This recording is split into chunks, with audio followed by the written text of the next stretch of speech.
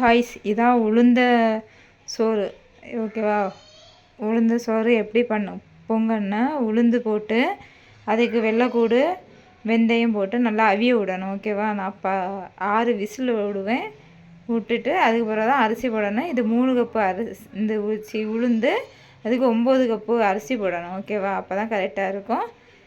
இதான் என்ன செய்யணும், அடுப்புக்குள்ளே வைக்கணும், கொதிக்க விடணும். ஓகே, பார்த்துருங்க. அரிசி போட்டுட்டேன். அரிசி போட்டு கொதிக்க விட்டுருக்கேன். ஓகேவா? பார்த்துருங்க, அரிசி போட்டுருக்கேன். ஆனால் அப்பப்போ கலரி விடுங்க. ஓகேவா? தண்ணியாக இருக்கணும், கிண்டியும் விட்டுட்டே இருக்கணும். அப்போ தான் என்ன செய்யணும்னா அடியில் பத்தாது. பார்த்தீங்களா? அரிசி நம்ம அந்த சிறுபேர் தான், கருப்பு சிறுபேர் தான் அதிகமாக போடணும். அரிசி கம்மியாக தான் இருக்கணும். ஓகேவா?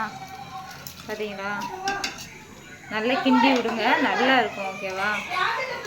நான் கட் பண்ணி தான் போடுவேன், உங்களுக்கு ஈஸியாக தெரியும்னு சொல்லிட்டு. ஓகே, இப்படி அரிசி நல்லா கிளறி விடுங்க. இந்த சாப்பாடு ரெடி ஆயிடுச்சு, உளுந்த சோறு. ஓகேவா? எல்லாம் ட்ரை பண்ணி பாருங்க, நிஜமாக சூப்பராக இருக்கும். உடம்பு ஹெல்த்து, மெயினாக பொம்பளை பிள்ளைகளுக்குலாம் நிறையவே கொடுங்க. 3 நேரம் இதை சமைச்சு கொடுத்தாலும் நல்லா இருக்கும், உடம்புக்கு ஆரோக்கியம் தான். ஓகே, இதுக்கு மட்டன் குழம்பு ஊற்றி நல்லா செமையாக வெட்டுவோம், அதே நாங்கள் வீடியோ எடுத்து போடுவோம். ஓகே, பாய் பாய். ரெடி ஆயிடுச்சு.